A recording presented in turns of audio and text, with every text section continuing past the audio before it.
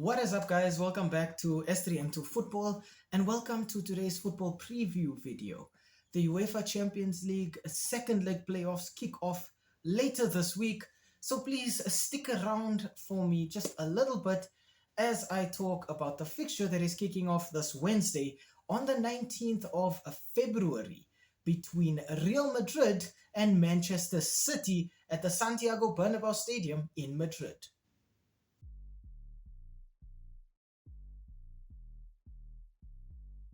We start off today's video with the home side here being Los Blancos. The last 5 fixtures for Real Madrid have ended in 2 wins, 2 draws, and then just 1 loss. Madrid's last match was a 1-1 draw away at Osasuna in the Spanish La Liga earlier this weekend. And in their last 5 fixtures, Carlo Ancelotti's team have scored 8 goals and conceded just 7. The first player I have to talk about for Real Madrid is someone I'm expecting to hit the back of the net at least once. Brazilian left winger Vinicius Jr. is quick, he is lethal, and for Vini Jr., this encounter is personal. In 31 appearances, he has 16 goals and 12 assists, and I am fully expecting Vinicius Jr. to cause Manchester City's defense a lot of headaches. Creating some of the chances for Real Madrid, I'm expecting to see English attacking midfielder Jude Bellingham. In 33 appearances, he does have 11 goals and 10 assists, and for me, Jude Bellingham operates as the midfield dynamo in Real Madrid's setup. He's got tons of stamina, he's a very creative player, but he's also got phenomenal work rate. Jude Bellingham is always looking to put in an extra shift for his teammates, whether it's running defensively to track back and cover the defenders, or offensively making those runs off the ball to create space for others. Speaking of the defense for Real Madrid, I'm expecting to see a lot of French defensive midfielder Aurélien Tchouameni. In 31 appearances, he has just 1 assist, but Tchouameni is now the player who has been responsible for covering for Real Madrid due to their defensive absentees. He's aggressive, he's disciplined, and he knows how to play as the anchor in the midfield. But that also means that now, if he's playing at centre-back, Real Madrid have a player who can play those long balls from the back line to reach the quick attackers. Tactically for Real Madrid, I think coach Carlo Ancelotti is still gonna look to get his team to play on the counter-attack. It's what Real Madrid do best, and it's what their players are sort of decked out to do. Real Madrid have a very quick forward line with players like Vinicius Jr., Rodrigo, Jude Bellingham, and Kylian Mbappe. And all of these players have an abundance of pace and stamina. To that end, I think we will see Los Blancos lining up in a 4-4-2 formation. Real Madrid have shown great flexibility both as individuals with so many players who can operate in different positions and play different roles, but also as a team. This team can go out there and line up in so many different positions, 4-3-3, 4-2-3-1, 4-4-2, and they know that regardless of who is playing in whatever position or how they line up, they're going out there to score goals.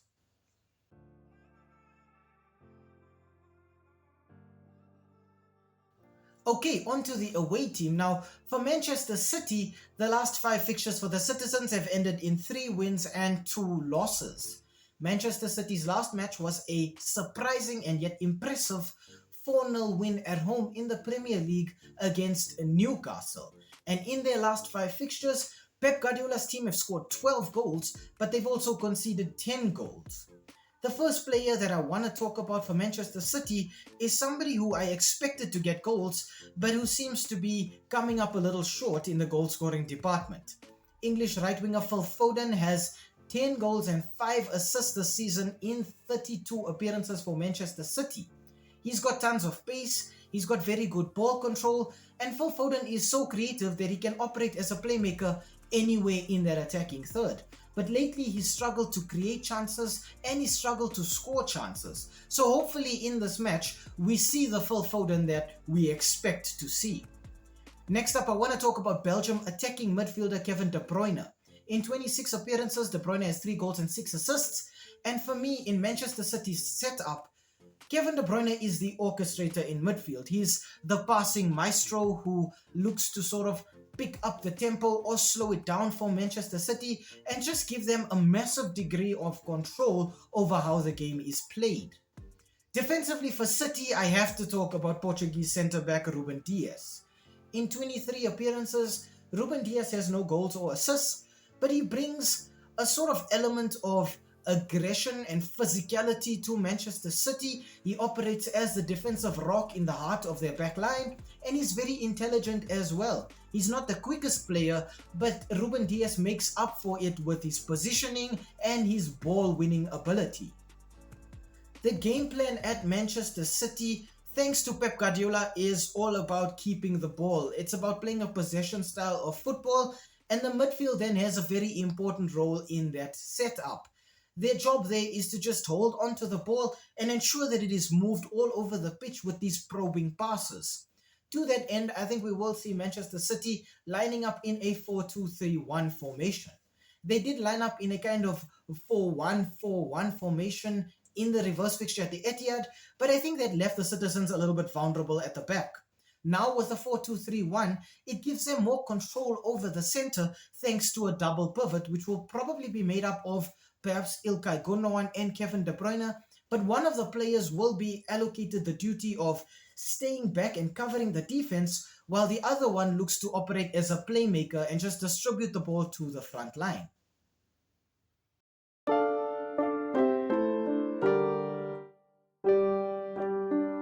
Looking at the head-to-head between Manchester City and Real Madrid, we can see that the last 5 fixtures between these two sides have ended in 2 wins for Real Madrid, 1 win for City, and then 2 draws to separate the two teams. So already we can see that the deck is kind of stacked a little bit against Manchester City. In terms of goal output though, Real Madrid have scored 8 goals in their last 5 encounters, while Manchester City have scored 11. So in terms of getting the goals, City look like they're better at that, and I think it is proven as well. If we look at those stats, we do see that Real Madrid actually failed to keep a clean sheet against Manchester City in those last 5. But the difference is, Los Blancos have still managed to churn out the goals to get the result at the end of the day. Those stats also do tell us one thing. This is a goal-based fixture, and with the defensive issues that both teams are having right now, I'm still expecting to see tons of goals.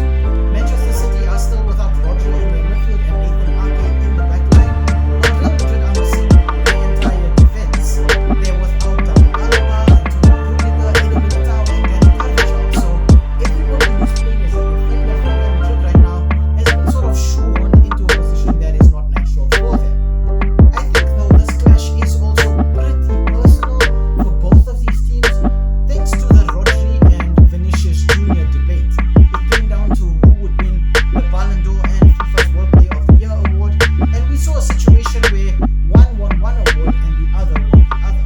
So it now creates this kind of split between the fans of both teams, but also the fans of the neutrals. City are kind of crippled in the midfield without Rodri. They're lacking an anchor who just holds things together for them, and it makes them very, very exposed in the centre. City also have to worry about hosting Liverpool this coming weekend in the Premier League, so right now I think their focus is a little bit split. I think for Real Madrid, Los Blancos will be feeling a little disappointed having let the La Liga lead slip with their draw against Osasuna, but we know from past encounters that Real Madrid are always going to prioritize the Champions League. It is their trophy, the record holders, and they're the defending champions, so they're not going to want to let anybody take this away from them. I think though it is also interesting to note that the Santiago Bernabeu is not an easy stadium for any team to go to, and right now the only 3 teams in the season who actually gotten any result, or rather a good result against Real Madrid at home, have been the losses against Barcelona and AC Milan, and the draw against Atletico Madrid. And I think if we look at Manchester City, they're not operating on the level of those teams when they got those results. I think also knowing that for Manchester City in particular, it's been difficult going to the Bernabeu. It's not a pleasant place for them, and then we couple that with the fact that City have been travelling very, very poorly this season. 9 losses in 20 away games is not a good result for Pep Guardiola's team, and it shows that whenever City are not playing at the Etihad, they are kind of facing an uphill battle. Against Real Madrid, that is just compounded because Real Madrid will find a way to get goals. And if you think about it, Real Madrid are kind of the antithesis to what Manchester City want to do. City want to keep the ball, and Real Madrid are fine with allowing them to have the ball because they know when they get it, they have the pace, the direction, and the lethal forwards who are able to capitalize on Manchester City's players being caught out of possession on the break. I don't expect to see too much different here. I think both teams are going to concede because defensively they're both looking very, very fragile. But I think Real Madrid will do enough to come out on top here. My score prediction for this one is going to be Real Madrid 3, Manchester City 1.